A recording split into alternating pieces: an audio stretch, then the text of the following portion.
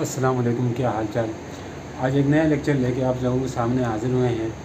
जो हमारा previous lecture चल रहे थे उन्हीं को कंटिन्यू करते हुए हम अपने लेक्चर्स को आगे बढ़ाते हैं। जैसा हमारा आज का टॉपिक है डिस्कस करने को, वो है क्या है, गाज़िस लॉ। गाज़िस लॉ या गाज़िस थ्योरम को हम पढ़ेंगे और इसको अप्लाई कैसे करते हैं उसके ऊपर भी हम वीडियो बनाएंगे, यानी कि एप्लीकेशन ऑफ गाज़िस लॉ। उसके ऊपर भी आपके पास यानी कि आपके चैप्टर नंबर 1 में टॉपिक्स पढ़े हुए हैं। तो आज हम सिर्फ और सिर्फ डिस्कस करने वाले हैं गाज़िस लॉ या गाज़िस थ्योरम को और इसका प्रूफ करने वाले हैं। तो इससे पहले हमने ये लेक्चर हमारा ये अपलोड हुआ था वो किसके ऊपर, इलेक्ट्रिक फ्लक्स के ऊपर। तो आज हम डिस्कस करेंगे किसके ऊपर, गाज़िस लॉ। गाज़िस लॉ, ठीक है। देखिए, गाज़िस लॉ से पहले आपको आना चाहिए फ्लक्स क्या है, क्लोज सरफेस क्या होती है, ये चीज़ आपको पता होनी चाहिए। तो बट हम देखते हैं कि गाज़िस लॉ होता कि किसके लिए इस्तेमाल होता है। ये गाज़िस लॉ जो है हमारे पास इलेक्ट्रिक फील्ड की कैलकुलेशन के लिए, कि अगर हमें इलेक्ट्रिक फील्ड कैलकुलेट करनी पड़ी किसी ऐसी बॉडी के किसी ऐसे बॉडी से दूर जिसमें चार्जेस जो हैं वो आपके पास डिस्ट्रीब्यूशन ऑफ चार्जेस हों, या यूँ कह लें कि कहीं आपके पास अगर इलेक्ट्रिक फील्ड अगर आपके पास कांस्टेंट नहीं होती, तो तब हम उस क्लोज सरफेस या उसी सरफेस को हम क्या करते हैं, इंटीग्रेट करते हैं, छोटे छोटे पार्ट में, छोटे छोटे पैचेस में डिवाइड करके हम उसी सरफेस का क्या फाइंड करते हैं, इलेक्ट्रिक फील्ड फाइंड करते हैं। बट हम देखेंगे कि इससे पहले कि आपके पता होना चाहिए कि फ्लक्स क्या होता है, ठीक है। इसके ऊपर हमने पिछले वाले वीडियो में बड़े डिटेल में पढ़ी है कि फ्लक्स क्या होता है। फ्लक्स आपके पास किसी यूनिट एरिया में से कोई भी रेस पास कर जाना, ये फ्लक्स है आपके पास किसी भी यूनिट एरिया में से, चाहे लाइट रेस हो जाए इलेक्ट्रिक फील्ड। तो इलेक्ट्रिक फ्लक्स तभी उसी को कहेंगे जिसमें से इलेक्ट्रिक फील्ड लाइन किसी यूनिट एरिया में से पास करके जा रही हो, पेनिट्रेट करके जा रही हो, तब हम उसको फ्लक्स कहेंगे, ठीक है। जबकि दूसरा है क्लोज सरफेस, इसके ऊपर ज़रा बात करते हैं। इलेक्ट्रिक फ्लक्स हमने डिस्कस किया हुआ है, तो हम किसके ऊपर बात करेंगे, क्लोज सरफेस, ठीक है। तो क्लोज सरफेस कह सकते हैं एक 3 डायमेंशनल कोई भी सरफेस हो, इसी को क्लोज सरफेस। बट देखिए, हमारे पास सरफेसेस कितने तरह के, एक होता है ओपन सरफेस। अगर मान लिया हमारे पास ये कोई गिलास है, ठीक है, ये गिलास है। अब इस गिलास में ये ऊपर से ओपन है, यहाँ से क्या है, ओपन है। अगर हमें इस बाहर वाले सरफेस से, यहाँ से इस सामने वाली सरफेस में जाना हो, अंदर जाना हो, तो हम क्या करेंगे, ऐसे ही जाएंगे, ऊपर से ओपन है इसलिए। तो ये हमारे पास असल में ये क्या है, ये एक ओपन सरफेस है। तो गिलास को ऊपर से बंद नहीं है, दरमियान में से खाली है, तो ये आपके पास एक तरह से ओपन सरफेस होगा, ठीक है। क्लोज सरफेस क्या हो सकता है, क्लोज सरफेस क्या हो सकता है, मान लें यही गिलास आपके पास पड़ा है। ये वैसे मैं आपको ज़रा फील दिलाने के लिए बता रहा हूँ, बट इसका हरगिज़ मतलब ये नहीं लेना आप गिलास लेके बैठे हो, आप गिलास लेके बैठे हो, ऐसी बात नहीं करेंगे। तो यहाँ पे क्या है, दूसरा आपके पास कौन सा सरफेस है, अब ये क्लोज सरफेस, ऊपर से भी बंद किया आपने ढक्कन को, अब ये खाली है, बीच में एयर मौजूद है मान ले। अब ये आपके पास क्या है, क्लोज सरफेस है, क्या है, क्लोज सरफेस है। अब यहाँ पे ऊपर से जाना पड़ता था, यहाँ आपको अंदर जाने के लिए क्या करना पड़ेगा, पेनिट्रेट करना पड़ेगा, क्या करना पड़ेगा, पेनिट्रेट करना पड़ेगा। अब देखिएगा, अगर इसमें कोई चार्ज पड़ा होगा, तो उस चार्ज से जो फील्ड लाइंस बाहर जाएंगी वो कैसे जाएंगी, इस सरफेस को पेनिट्रेट करके, हर तरफ पेनिट्रेट करके बाहर जाने पड़ेंगे फील्ड लाइंस को। तो मतलब किसी क्लोज सरफेस में से फील्ड लाइन का पास करना, किसी क्लोज सरफेस के किसी यूनिट एरिया में से, यानी कि फील्ड लाइंस का पास कर जाना, ये आपके पास फ्लक्स कहलाता है। तो इस पूरे सरफेस का जो इसी तरह जो फ्लक्स बनेगा, जो फील्ड लाइंस ऐसे ऐसे साइडों से पास करके जा रही होंगी, मतलब यहाँ से सामने जिस तरफ भी जा रही होंगी गिलास के, वो सारा एक फ्लक्स बना रही होंगी, क्या बना रही होंगी, फ्लक्स बना रही होंगी। तो उसी को हम सबको मिला के क्या कह सकते हैं, टोटल फ्लक्स। तो जो टोटल फ्लक्स होगा वो किसके इक्वल होगा, इसी में आपके पास गास लॉ की स्टेटमेंट भी है, या गास थ्योरम की जो स्टेटमेंट है वो भी इसी में छुपी हुई है। तो इसकी स्टेटमेंट हम कैसे बना सकते हैं, देखें, द टोटल, अब यहाँ पे बीच में क्या है, चार्ज मौजूद है, ठीक है। The total flux, it stated, ये लिखो, it states that the total flux, the total flux through a close surface, ये क्लोज सरफेस है ना भाई, क्लोज सरफेस है, through a total flux through a close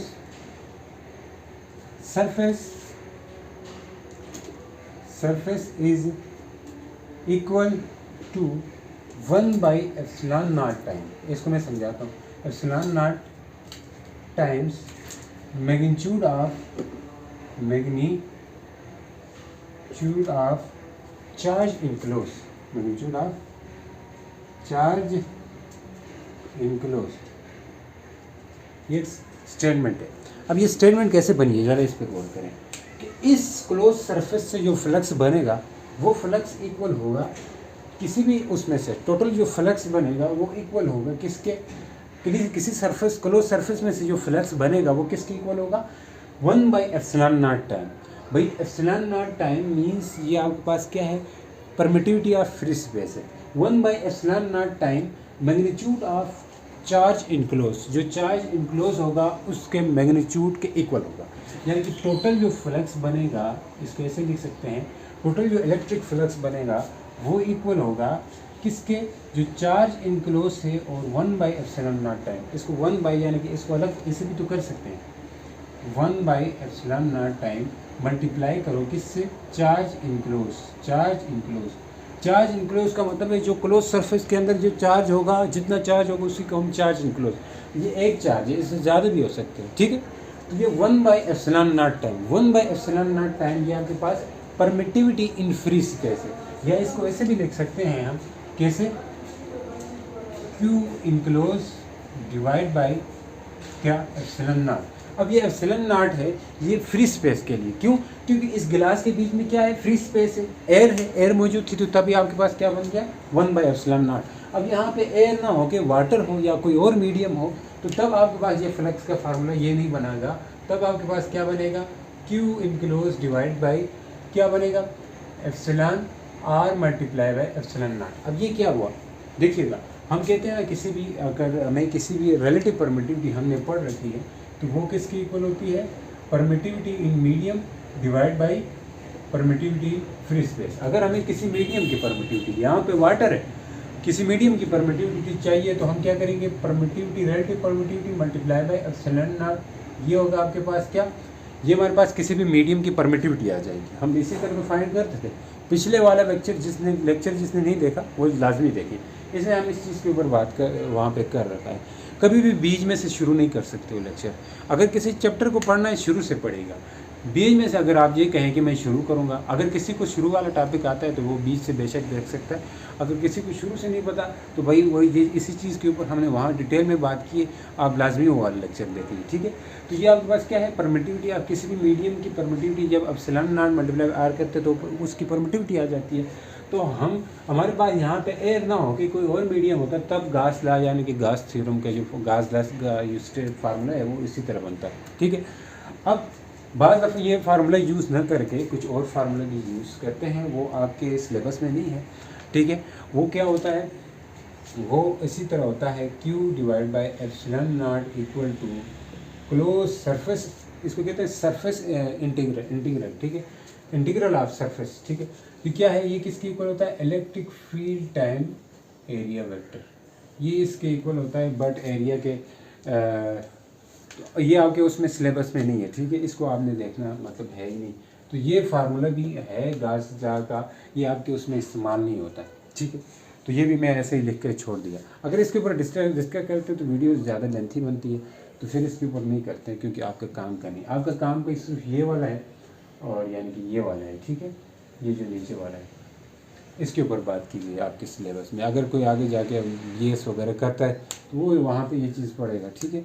तो बट यहाँ पे इसको मैं फिर बता के भी छोड़ देता हूँ कि क्या कहता है, सरफेस इंटीग्रल, इसको कहते हैं surface integral of electric field over area, over close surface. देखो, सरफेस इंटीग्रल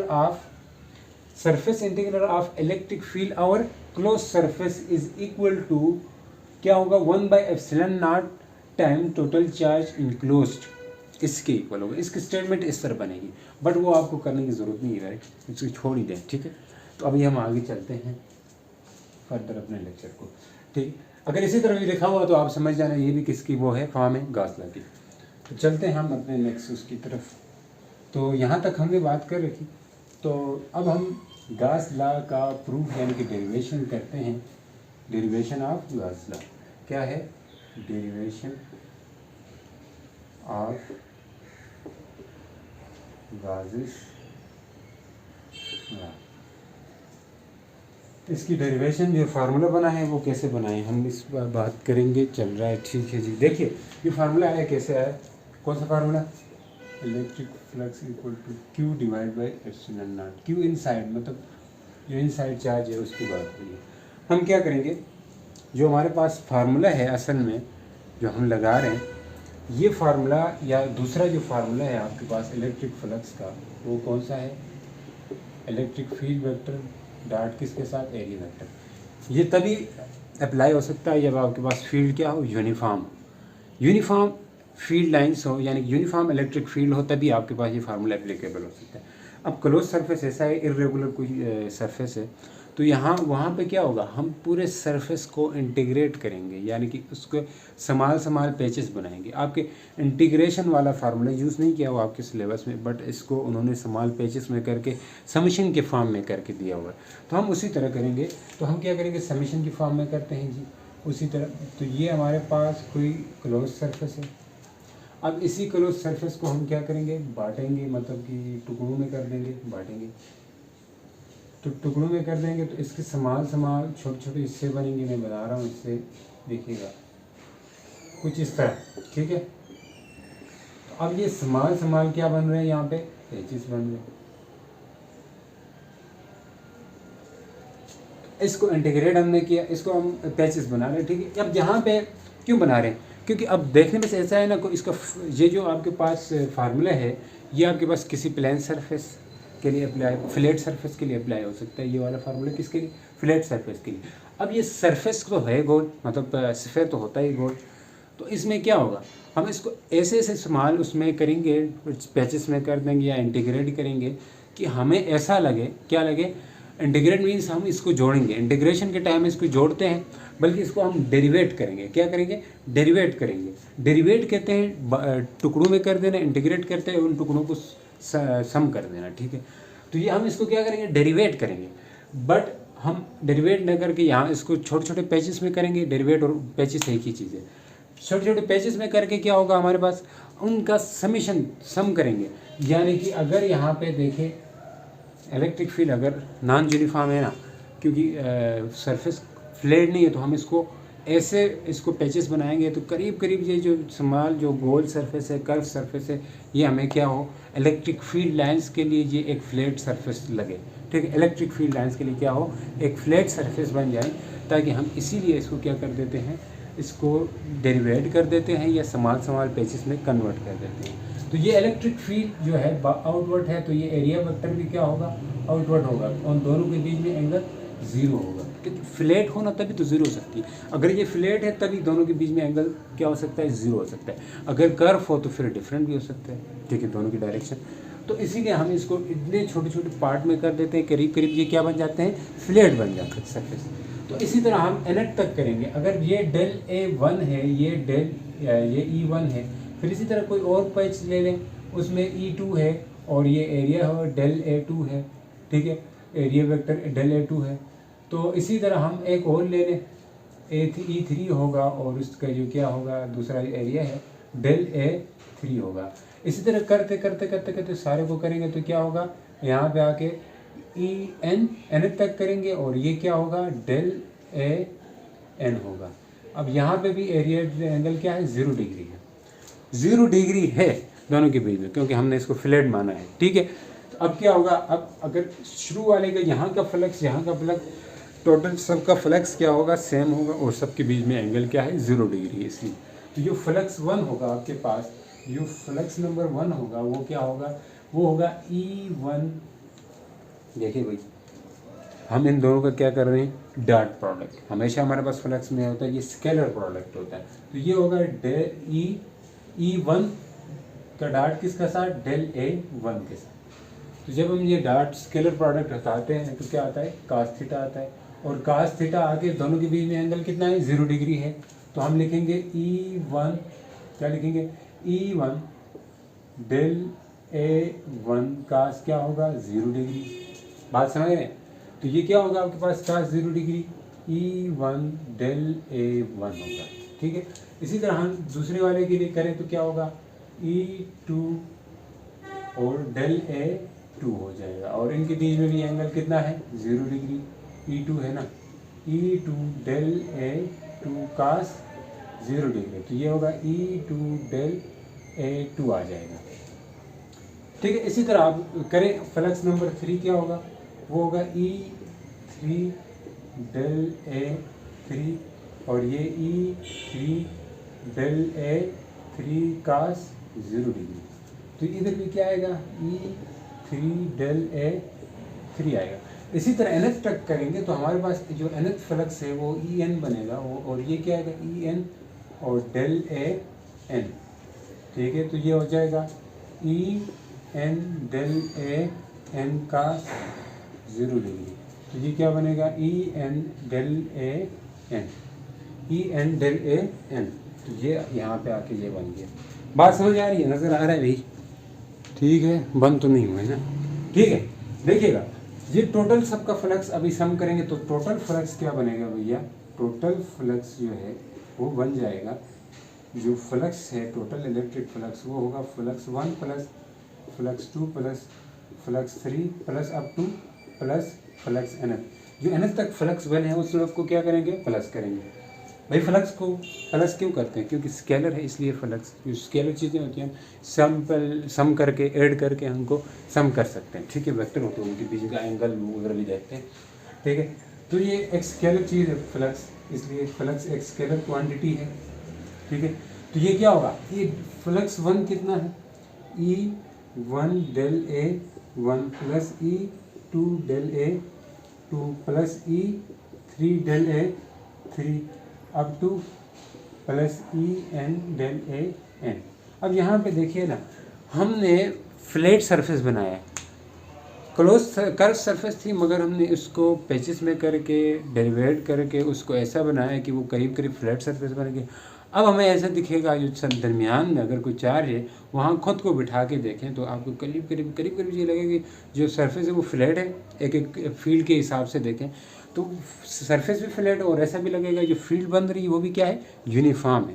तो फील्ड अगर यूनिफॉर्म है तो हम कह सकते हैं इफ़ इलेक्ट्रिक फील्ड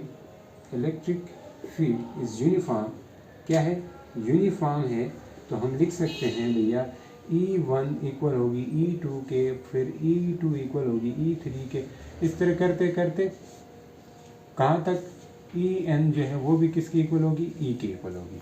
तो जो En है वो भी क्या होगी, E, तमाम एक ही इलेक्ट्रिक फील्ड होगी, उन सब की जगह में हम क्या लिख सकते हैं, हम लिख सकते हैं E del del A1 plus E del A2 plus E del A3 up to plus En नहीं, अभी खाली E डेल AN। E तो सेम हो गया ना इलेक्ट्रिक फील्ड। अब E सबसे कॉमन ले सकते हैं, बिल्कुल ले सकते हैं, तो E कॉमन आ गया तो अंदर क्या बनेगा, del A1 plus del A2 plus del A3 up to del AN।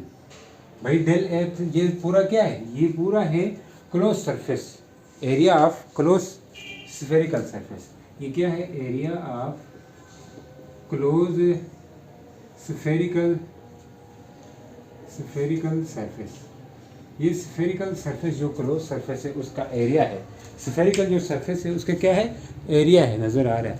तो मैं क्या कर सकता हूँ इसको, अब क्लोज सरफेस का एरिया को हम सम करेंगे, यानी कि समीशन का साइन डाल देंगे, ये ऊपर वाला रेस करता हूँ, सम करेंगे। कैसे सम करेंगे, देखें जो टोटल फ्लक्स आया है आपके पास वो आया है, ये तो बाहर है, इसको सम करेंगे, summation I start from 1 to I start from A, तो यहाँ डेल ए आई होगा। तो जो तो एरिया होता है क्लोज सरफेस का, तो वो स्फेयर का जो पूरा का पूरा एरिया होता है वो 4 पाई आर स्क्वायर होता है। तो हम यहाँ पुट कर सकते हैं। और इलेक्ट्रिक फील्ड किसके इक्वल होगा, अगर यूनिफॉर्म है इलेक्ट्रिक फील्ड का फार्मूला क्या होता है, 1/4 pi epsilon naught Q divide by R का स्क्वायर, यही फार्मूला होता है। अब इन दोनों को यहाँ पे हम पुट कर देते हो तो क्या होता है, E की जगह 1/4 पाई एप्सिलॉन नॉट और Q डिवाइड बाई आर का स्क्वायर, और ये क्या होगा 4 पाई आर स्क्वायर। तो आर स्क्वायर से कैंसिल, 4 पाई से कैंसिल, तो इलेक्ट्रिक फ्लक्स जो है वो क्या बनेगा, Q inside divide by epsilon not. भाई यही फार्मूला तो हमें चाहिए था।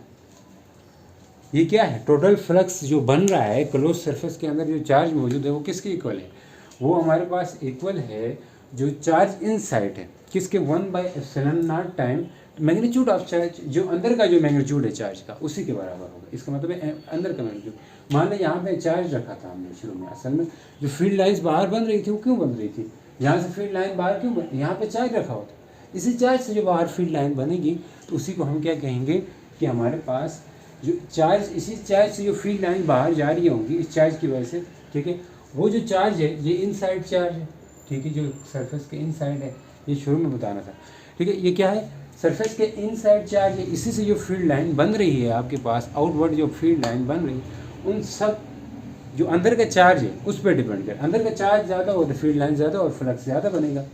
तो हमारे पास जो गॉस लॉ है या इलेक्ट्रिक फ्लक्स है कोई किसी क्लोज सरफेस में, वो किस चीज़ पे डिपेंड करता है, एक जो इनसाइड चार्ज है उस पर डिपेंड करता है, एक उसकी परमिटिविटी पे डिपेंड करता है। जो आपके पास परमिटिविटी इन फ्री स्पेस है, लाजमी ये परमिटिविटी इन फ्री स्पेस हो, यहाँ पे परमिटिविटी इन फ्री स्पेस की जगह परमिटिविटी आप मीडियम भी हो सकती है, और वो इक्वल होती है रिलेटिव परमिटिविटी टाइम इंटू किसके साथ, relative permittivity multiply by epsilon not जो परमिटिविटी इन फ्री स्पेस है। तो ये चीज़ भी यहाँ पे हो सकती है, ठीक है, इसके ऊपर हमने शुरू में बात की थी। तो अब ये गॉस लॉ है, ये साइज ऑफ ऑब्जेक्ट पे डिपेंड नहीं करता, ये क्लोज सरफेस है, मान ले इसका रेडियस जो है वो कितना है, r है। अब r ना हो के इसका रेडियस 2r हो, यानी कि ज़्यादा हो, बड़ा सा स्फेयर हो, क्या उसमें फ्लक्स डिफरेंट आएगा, नहीं, यही फ्लक्स आएगा उसी में, क्योंकि साइज ऑफ ऑब्जेक्ट पे डिपेंड नहीं करता।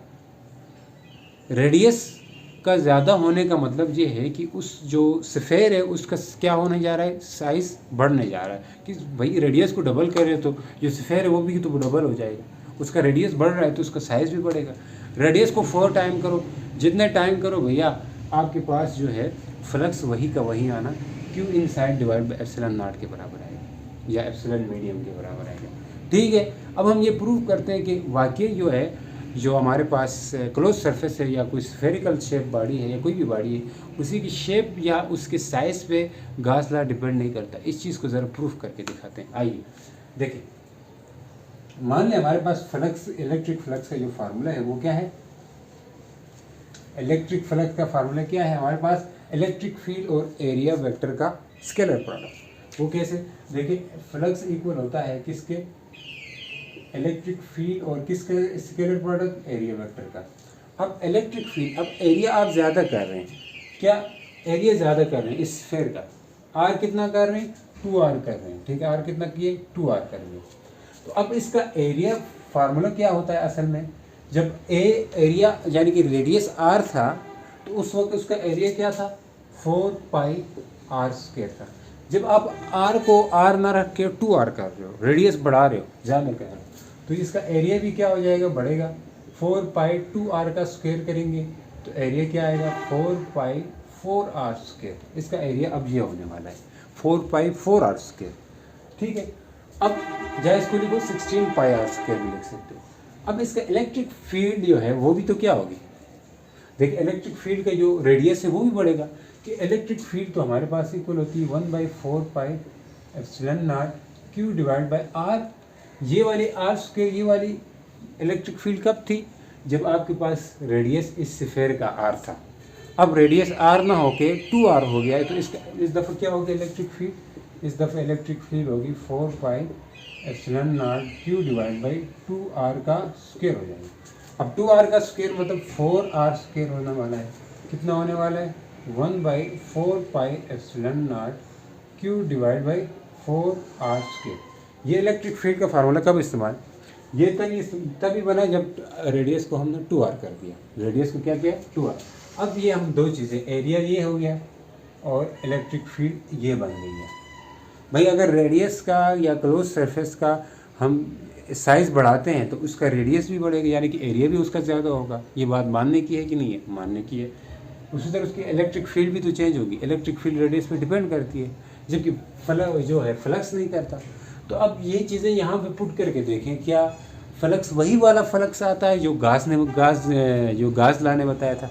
गाज ला असल मकसद भी ये है, गाज जो ला है या गाज है, गाजिस थ्योरम है, ये यही कहना चाहता है कि फ्लक्स जो है सिर्फ क्यू इनसाइड पे डिपेंड करता है और मीडियम पे करता है, न कि रेडियस पे डिपेंड करता है, कोई भी मतलब क्लोज सरफेस हो। यही कहना चाहता है असल में गाजला भी यही कहना चाहता है कि जो क्यू इनसाइड हो और सिलन नाट है इसी पे डिपेंड करेगा। क्लोज सरफेस में जो फ्लक्स होगा, टोटल फ्लक्स, वो इसी के इक्वल होगा। वो ये नहीं कह रहा है कि रेडियस बढ़ाओ तो वही फ्लक्स कुछ और हो जाएगा। ये बात उसी गाजला में नहीं, ये बात किस में है, ये बात इलेक्ट्रिक फील्ड के अंदर है कि रेडियस बढ़ाओ तो इलेक्ट्रिक फील्ड चेंज हो जाएगी। ये बात तो वहाँ है, लेकिन गाजला में नहीं। तो जरा इस चीज़ को हम यहाँ पुट करके देखते हैं, आइए। तो क्या होगा, इलेक्ट्रिक फील्ड फ्लक्स होगा, ई की जगह पुट कर दे क्या, 4 pi epsilon naught Q divide by 4 R square हो गया। एरिया कितना हुआ, 4 पाई 4 आर स्क्वायर हो गया। तो पुट कर दे 4 पाई 4 आर स्क्वायर।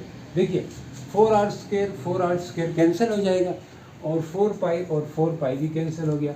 देखिएगा अभी आपके पास क्या चीज़ निकल कर आएगी, Q divide by epsilon not बचे, और क्यू वही वाला है जो इनसाइड चार्ज है, वही चीज़ आई वही। इसका मतलब है कि रेडियस बढ़ाओ जितना बढ़ाना है, आपके पास साइज़ बढ़ाओ जितना बढ़ाना है, शेप जितना भी चेंज करो, क्लोज सरफेस का फ्लक्स वही का वही आने वाला है।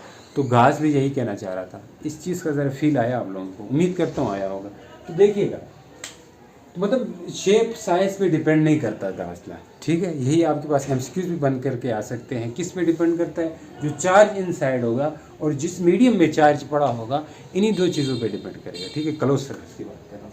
अभी हम बात करते हैं ज़रा, इसके बाद 2 इम्पॉर्टेंट बातें हैं कि उस चीज़ के ऊपर बात करेंगे जो गाज ला से रिलेटेड है। 2 इम्पॉर्टेंट बातें कि वो इम्पॉर्टेंट बात क्या है।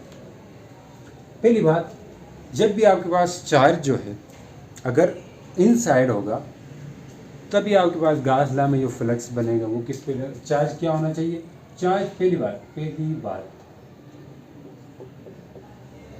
चार्ज मस्ट बी इनसाइड, यानी कि फ्लक्स आप चेंज करवा रहे हैं तो चार्ज कहाँ पे होना चाहिए, फ्लक्स तभी चेंज होगा, फ्लक्स तभी आपके पास किसी क्लोज सरफेस में बनेगा जब चार्ज किस में हो, इनसाइड हो, क्लोज सरफेस के अंदर। तो हम लिख सकते हैं चार्ज किधर होना चाहिए, charge must be inside a close surface, close surface के अंदर होना चाहिए। सरफेस अगर क्लोज सरफेस के बाहर होगा तो क्या होगा, चार्ज क्लोज सरफेस के अंदर ना होके बाहर होगा तो तब क्या होगा, ठीक है। इफ चार्ज क्या outside the close surface, then flux will be zero. Flux क्या होगा, ज़ीरो होगा। पॉजिटिव नेगेटिव भी होगा पर क्या कहेंगे, फ्लक्स क्या होगा, ज़ीरो होगा। देखिए कैसे, ये कोई हमारे पास क्लोज सरफेस है, ठीक है, क्लोज सरफेस है, ठीक है। अब 3D है ये, मान लें यहाँ से फील्ड लाइन गई कुछ और यहाँ से बाहर निकल आई, यहाँ से फील्ड लाइन एंटर हुई है, यहाँ से बाहर आ गई। अब देखें बाहर से क्यों यहाँ पे क्या रखा हुआ था हमने, कोई प्लस चार्ज रखा हुआ था मान लें। अब ये एक इलेक्ट्रिक फील्ड लाइन है और यहाँ पे दूसरी इलेक्ट्रिक फील्ड लाइन है। अब इससे जब फील्ड लाइन इनवर्ट होगा, हमने ये बात पढ़ रखी है कि क्लोज सरफेस में area vector always outward normal होता है, बाहर की तरफ होता है, अंदर की तरफ नहीं। ये चीज़ हमने पढ़ रखी है। तो यहाँ पे क्या होगा, एरिया वेक्टर बाहर की तरफ और दोनों के बीच में एंगल 180 डिग्री का। अब जी देखिए, जहाँ पे एरिया वेक्टर बाहर की तरफ, ऐसा तो नहीं है ना जहाँ अगर हम यहाँ भी अंदर ले लें, not possible, area vector always taken outward. तो यहाँ पे एंगल कितना है, 0 डिग्री। तो भाई इस साइड का फ्लक्स देखें क्या आ रहा है, इस साइड का जो फ्लक्स है वो आ रहा है E A cos 180 डिग्री, और ये आएगा हमारे पास किसके, -E A के। और यहाँ का फ्लक्स क्या आएगा, यहाँ का क्या आएगा भाई, प्लस में आएगा, E A cos 0 डिग्री। तो यहाँ का फ्लक्स आने वाला है E A plus E A। तो टोटल करें तो फ्लक्स क्या आएगा, टोटल फ्लक्स आएगा plus E A minus E A, तो 0 होगा, टोटल इलेक्ट्रिक फ्लक्स 0 होगा। तभी हम कहते हैं कि किसी भी क्लोज सरफेस में अगर चार्ज आउटसाइड होगा फ्लक्स 0 होगा। फ्लक्स कब होगा, कब बनेगा, जब चार्ज इनसाइड पे होगा। ठीक है, अब एक बात थी सिंपल सी। अब एक और बात भी जहन में रखनी है आपने, अगर इनसाइड पे सिर्फ एक ही चार्ज नहीं होते, ज़्यादा भी चार्जेस हो सकते हैं। इनसाइड पे ज़्यादा भी चार्जेस हो सकते हैं। देखिए कैसे ज़्यादा हो सकते हैं। अगर मान लें अंदर एक चार्ज ना हो के Q1 हो, फिर एक Q2 भी हो, फिर एक Q3 भी हो, 3 चार्जेस है। अब जो फ्लक्स जो है ये इस बात पे नहीं, फ्लक्स जो है गॉस लॉ में वो इसी बात पे तो डिपेंड करता है कि इनसाइड चार्जेस कितने हैं, टोटल चार्ज इनक्लोज। हमने स्टेटमेंट में भी पढ़ा था कि फ्लक्स जो है वो किस पे डिपेंड करता है, 1/ε0 time charge enclose, magnitude of charge enclose by a close surface. तो मैग्नीट्यूड ऑफ चार्ज इनक्लोज कितना है यहाँ पे, इनक्लोज में तो ये तीनों चार्जेस आएंगे। ठीक है, तो हम तीनों का लिखेंगे, तो तीनों का फ्लक्स लिखेंगे, तीनों का क्या होगा, Q1 plus Q2 plus Q3 divide by ε0। तो इस बात पे कभी भी जहन में नहीं रखना है कि जो चार्ज है सिर्फ एक ही चार्ज हो सकता है, अंदर ज़्यादा भी चार्जेस हो सकते हैं, यूनिफॉर्म डिस्ट्रीब्यूशन हो सकती है चार्जेस की। आगे आप यही तो पढ़ते हो कि प्लेन शीट होती है, उसमें तो बहुत सारे चार्जेस होते हैं, प्लस प्लस प्लस प्लस क्या होता है, बहुत सारे चार्जेस होते हैं। उन्हीं से हम फिर इसी के लिए हमने गाशियन सरफेस इंट्रोड्यूस करवाई। गाशियन सरफेस एक इमेजनरी सरफेस बनाते हैं कि बहुत सारे चार्ज अगर किसी स्फीयर में या किसी क्लोज सरफेस में पड़े हो तो हम एक इमेजिन करते हैं, क्या, एक गाशियन सरफेस इमेजिन करते हैं, फिर उसी गाशियन सरफेस के थ्रू हेल्प से हम इलेक्ट्रिक फील्ड फाइंड करते हैं। यार ये आगे एप्लीकेशन ऑफ गॉस लॉ में हम डिस्कस करने वाले हैं। ठीक है, अब हम चलते हैं एमसीक्यूज़ की तरफ, तो एमसीक्यूज़ डिस्कस करते हैं। ठीक है, चल तो रहे हैं। ठीक है, देखिए कुछ आसान एमसीक्यूज़ है वो मैं ऐसी ज़बानी बता दूंगा। ठीक है, जो डिस्कस करने के हैं फील्ड वाले जो एमसीक्यूज़ है उसको मैं ज़रा लिखूँगा, तो आसान वाले में यहाँ से डिटेल करता हूँ जो हमने पढ़ भी रखे। The electric flux through close surface depend upon, कि इलेक्ट्रिक फ्लक्स जो है किसी क्लोज सरफेस में किस चीज़ पर डिपेंड करता है, यानी कि इलेक्ट्रिक फ्लक्स फार्मूले का कह रहा है ये Q इनसाइड डिवाइड बाई ε0। कहता है कि क्लोज सरफेस के लिए यही फार्मूला होता है ना इलेक्ट्रिक फ्लक्स, ये गॉस लॉ वाला। तो इलेक्ट्रिक फ्लक्स किसी भी क्लोज सरफेस में जब आपके पास चेंज हो रहा हो तब जो क्लोज सरफेस में से इलेक्ट्रिक फ्लक्स होगा तो किस चीज़ पे डिपेंड करेगा। नंबर एक, चार्ज पे। भाई चार्ज पे कर रहे हैं ना, चार्ज तो है ऊपर, चार्ज इन साइड पे डिपेंड करता है। चार्ज इन साइड पे जितना आपके पास चार्ज इन साइड होगा उतना फ्लक्स ज़्यादा बनेगा। और नंबर 2, मीडियम पे, बिल्कुल मीडियम पे करता है फ्री स्पेस के लिए। यही चीज़ आपके पास किसी दूसरे मीडियम के लिए भी हो सकती है, लाजमी नहीं हमेशा फ्री स्पेस लिखा हो तो फ्री स्पेस भी लिखे, यहाँ किसी मीडियम की परमिटिविटी भी हो सकती है, लाजमी नहीं है सिर्फ फ्री स्पेस की हो। तो मतलब मीडियम पे भी करता है, बिल्कुल करता है। ज्योमेट्री पे करता है, ज्योमेट्री पे ना ज्योमेट्री पे नहीं करेगा। क्यों? क्योंकि रेडियस हमने बढ़ाया, वही फ्लक्स चेंज नहीं हुआ, वही के वही आया। तो ज्योमेट्री जिस भी तरह की हो उस पर फ्लक्स डिपेंड नहीं करता। चार्ज एंड मीडियम, तो ऑप्शन नंबर डी है, चार्ज और मीडियम दोनों पे डिपेंड करता है। ठीक है, तो यही सही होगा, इसको लिखने की ज़रूरत नहीं है, हम डिस्कस करिए टॉपिक में हमने ये चीज़ पढ़ी थी तो यहाँ पे भी होगी। दूसरा एमसीक्यूज है, फॉर कंपटीशन यानी कि गॉस लॉ अप्लाई करने के लिए, for application of A electric flux the surface area should be. अगर आप अप्लाई करना चाहते हो इलेक्ट्रिक फ्लक्स वाला फार्मूला, कौन सा, इलेक्ट्रिक फ्लक्स वाला, ये वाला कह रहा है, ये वाला फार्मूला अगर आप अप्लाई करना चाहते हैं तो ये फार्मूला किस चीज़ के लिए अप्लाई हो सकता है, पैरेलल कि पैरेलल फील्ड लाइन हो तभी अप्लाई हो सकता है, फ्लैट सरफेस हो तभी अप्लाई हो सकता है, कर्व सरफेस हो तभी अप्लाई हो सकता है, स्फेरिकल सरफेस हो तभी अप्लाई हो सकता है। कर्व सरफेस पे नहीं होगा, फ्लैट सरफेस पे होगा। इसीलिए जब हमारे पास स्फेयर होता है तो हम इस स्फेयर को क्या करते हैं, डेरिवेट करते हैं, इसको इतने हिस्सों में टुकड़े करते हैं, पैचेस में करते हैं कि वो फ्लैट सरफेस दिखे, फील्ड लाइन के हिसाब से वो क्या लिखे, एक फ्लैट सरफेस आ जाए, मतलब तभी हम ये लॉ जो है तभी अप्लाई कर सकते हैं, सिर्फ और सिर्फ फ्लैट सरफेस के लिए। ठीक है, अब इसे क्यों क्लियर हो गया। The electric flux through the surface of sphere due to है, ये भी आसान है, इसी तरीके करेंगे। The electric flux through a surface of sphere, जो एक सरफेस है स्फेयर का, इसमें जो इलेक्ट्रिक फ्लक्स पास करेगा, जो बाहर मतलब फ्लक्स चेंज होगा, फील्ड लाइंस बाहर जाएंगी, ये कह रहा है। ठीक है, through a sphere of surface due to a charge Q, अंदर कोई कौन पड़ा है, चार्ज Q पड़ा है। द सेंटर, अगर सेंटर पे कोई चार्ज पड़ा है और इसमें से फ्लक्स चेंज हो रहा है, स्फीयर के सेंटर में चार्ज पड़ा हो और इसी में से फ्लक्स क्या हो रहा है, चेंज हो रहा है। ठीक है, तो वो डिपेंड करेगा रेडियस ऑफ स्फीयर के, कि इस स्फीयर का रेडियस कितना है, क्या इस चीज़ पे डिपेंड करेगा, number 1, quantity of charge outside the sphere, कि इस स्फीयर के बाहर कितना चार्ज पड़ा हुआ है, इस चीज़ पे डिपेंड करेगा। देखिए रेडियस पे डिपेंड नहीं करेगा, क्योंकि हमने पढ़ रखा है रेडियस बढ़ाओ जितना भी करो डिपेंड नहीं करता। दूसरी बात, क्वांटिटी ऑफ चार्ज आउटसाइड, बाहर जितना भी चार्ज हो भाई उससे आपके पास फ्लक्स क्या बनने वाला होता है, जीरो बनता है हमेशा, उस पर डिपेंड नहीं करेगा। फ्लक्स चेंज तभी होगा जब चार्ज इनसाइड में। हमने ये 2 इंपॉर्टेंट बातों में लिखी थी, charge must be inside. Flux change होने, फ्लक्स होने के लिए, पैदा होने के लिए चार्ज कहाँ पे होना चाहिए, इनसाइड होना चाहिए, ठीक है। ये बात भी गलत है।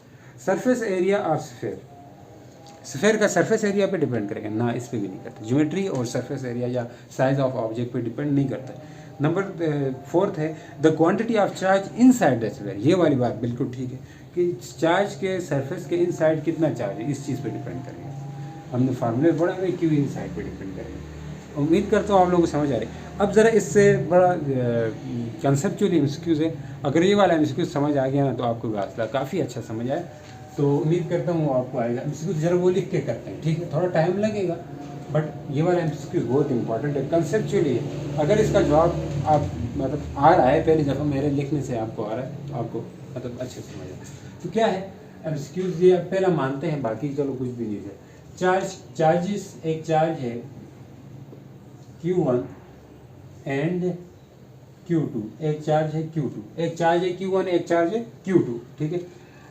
lie inside and outside respectively, lies inside and outside respectively। चलो पहले लिखता हूँ यार, फिर समझाते हैं। Of a close surface, of a close surface S, कोई क्लोज सरफेस एस है। लेट ई जो इलेक्ट्रिक फील्ड है be the, let E be the electric field, क्या है, फील्ड है। और at any point on S, at any point on S मतलब close surface, close surface के किसी एक पॉइंट पे, चलो बाद में समझाऊंगा। फील्ड जो है वो ई है, इलेक्ट्रिक फील्ड क्या है, ई है। And flux 5 B the flux, ये क्या है, फ्लक्स है किसी पॉइंट पे, फ्लक्स ऑफ इलेक्ट्रिक फील्ड की वजह से फ्लक्स है ओवर एस सरफेस के ऊपर। नंबर 1, ऑप्शन नंबर 1 है आपके पास, इफ Q1 चेंजेस,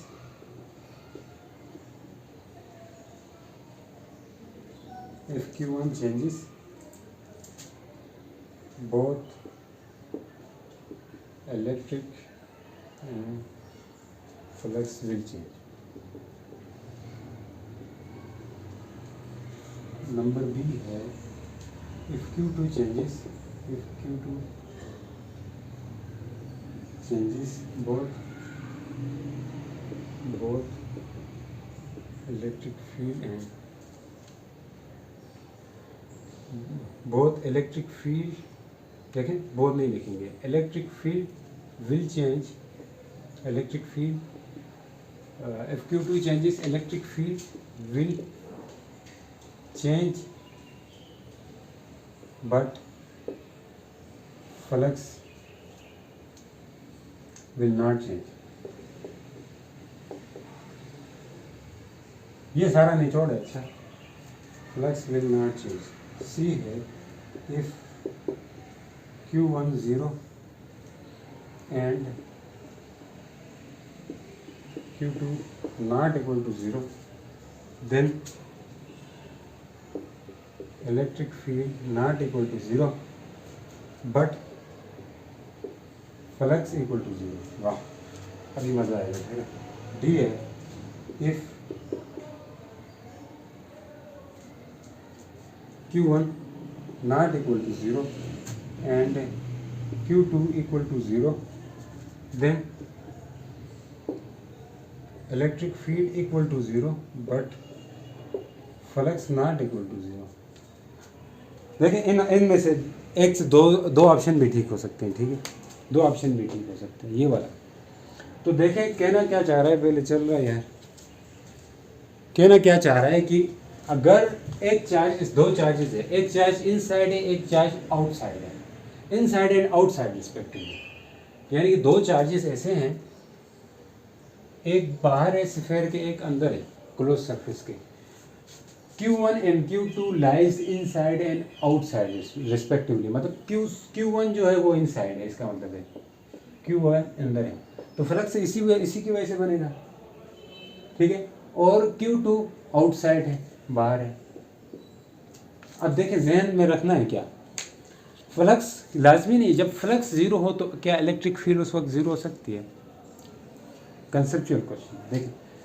देखें फ्लक्स सिर्फ और सिर्फ किसकी वजह से होगा? अंदर वाले से। बाहर वाले से तो फ्लक्स जीरो बनेगा, इस क्लोज सरफेस में फ्लक्स क्या बनेगा? जीरो बनेगा। इस Q2 की वजह से फ्लक्स क्या बनेगा?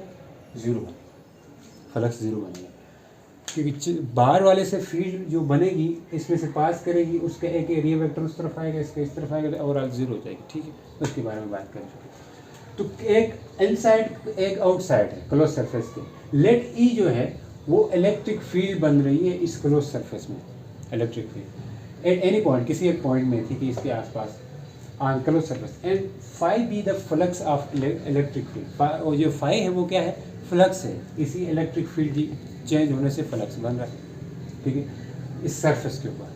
तो अभी पूछ क्या रहा है, अगर Q1 चेंज होगा, Q1 की जगह कुछ और, Q1 चेंज होगा तो both electric and flux will change. अगर Q1 चेंज होगा इलेक्ट्रिक फील्ड और फ्लक्स दोनों चेंज होंगे क्या? बिल्कुल होंगे, ये साथ साथ आंसर ही होता है। Q1 चेंज होगा तो फ्लक्स ज़्यादा होगा, Q1 को कम करो तब भी फ्लक्स चेंज होगा, Q1 को ज़्यादा करो तब भी फ्लक्स चेंज होगा। भाई फ्लक्स चेंज हो तो इलेक्ट्रिक फील्ड भी चेंज होगी इनसाइड, क्योंकि इनसाइड फ्लक्स तब इस क्लोज सरफेस में से तभी फ्लक्स चेंज होगी जब Q1 चेंज होगा। बाहर वाले से लेना देना नहीं है, बाहर वाला चेंज हो जाए जो कुछ भी हो, ये अगर चेंज हो जाए तो फ्लक्स क्या होगा? चेंज होगा, और इलेक्ट्रिक फील्ड भी चेंज होगी, दोनों चेंज होगी। पहले वाला ऑप्शन ठीक है। दूसरा वाला देखते हैं, इफ Q2 चेंज, अगर Q2 चेंज होगा इलेक्ट्रिक फील्ड विल चेंज। अगर Q2 चेंज होगा, बाहर वाला चेंज हो जाए, इसको क्या करें? चेंज करें, इसकी जगह कोई दूसरा चार्ज रखे, ज़्यादा रखे, इसका मैग्नीट्यूड। अगर Q2 चेंज होगा तो आपके पास Q2 के चेंज होने से, फिर से रिपीट कर रहा हूँ, Q2 चेंज होगा electric field will change. Electric field change होगी, बिल्कुल चेंज होगी। भाई इलेक्ट्रिक फील्ड तो चेंज होती है, हो सकती है, बट फ्लक्स चेंज नहीं होगा। इस Q2 की वजह से फ्लक्स चेंज नहीं होने वाला। फील्ड तो बाहर से जाएगी, जितनी जाएंगी तो चेंज होती रहेंगी ना, फील्ड कम ज़्यादा होती रहेगी, बट फ्लक्स इससे नहीं बनेगा। Q2 के चेंज होने से इस क्लोज सरफेस में कोई फ्लक्स नहीं बनेगा, जीरो बनेगा बाहर वाले, क्योंकि बाहर पड़ा हुआ है, क्या बनेगा? जीरो बनेगा। अगर Q2 चेंज होगा इलेक्ट्रिक फील्ड चेंज होगी, but flux will not change. बिल्कुल सही बात कह रहा है, बात ठीक है, तो ये भी ठीक है, ठीक है। अब देख, इफ Q1 चेंज, अगर Q1 चेंज होगा एंड Q2 नॉट चेंज, ये बाहर वाला कांस्टेंट फिक्स है, बाहर वाला चेंज नहीं हो, अंदर वाला चेंज हो गया अभी। Q1 change, then electric field not equal to zero. अगर Q1 जीरो हो तो क्या इलेक्ट्रिक फील्ड अब भी जीरो होगी? नहीं होगी, इसकी वजह से तो बन रही होगी बाहर वाले से इलेक्ट्रिक फील्ड। इलेक्ट्रिक फील्ड इसी की वजह से भी बने, इसी दोनों की वजह से बनती है, चाहे ये जीरो हो जाए ये ना हो जाए, क्यों एक भी रह जाए तो इलेक्ट्रिक फील्ड लाजमी होगी। तो Q1 जीरो, अंदर वाला जीरो, तो इलेक्ट्रिक फील्ड तो रहेगी ना, नॉट जीरो, क्योंकि बाहर वाले से इलेक्ट्रिक फील्ड बनेगी, लेकिन but flux will be zero. बिल्कुल सही कह रहा है, फ्लक्स जीरो बनेगा। क्यों? क्योंकि फ्लक्स अंदर वाले से बन रहा है, Q इनसाइड से बनता है। गाजला में तो यही तो कहते हैं, Q inside divide by epsilon not. Inside flux तो जीरो होगा, क्योंकि ये जीरो हो गया इसलिए, तो ये बात भी ठीक है। If Q1 zero, Q1 not equal to zero, ये बात देखते हैं। अगर Q1 जीरो नहीं होता, कह रहा है अगर ये जीरो नहीं होगा, बाहर वाला जीरो होता है, फर्क इलेक्ट्रिक फील्ड जीरो होगी। नहीं यार, इलेक्ट्रिक फील्ड इसकी वजह से तो भी बन सकती है, Q1 की वजह से, क्योंकि तो ये जीरो नहीं हुआ अभी, Q1 की वजह से तो भी बन सकती है। इस क्वेश्चन को रिपीट करके फिर से देख लें, ठीक है, पीछे कर। Q1 जीरो नहीं हुआ तो इलेक्ट्रिक फील्ड तो बनेगी, इसी की वजह से भी बन सकती है, बट फ्लक्स भी जीरो नहीं होगा। इलेक्ट्रिक फील्ड, ये वाली बात गलत की है, इलेक्ट्रिक फील्ड जीरो होगा, इलेक्ट्रिक फील्ड जीरो नहीं होती, इसी की वजह से ये ऑप्शन ठीक है, बाकी तीनों ऑप्शन ठीक है। तो उम्मीद करता हूँ आप लोगों को समझ आ गई, एक काफ़ी कंसेप्चुअल इंस्टीट्यूट था, ठीक है। तो पढ़ाई करते रहें, तो मिलते हैं नेक्स्ट वीडियो में। अल्लाह हाफिज़।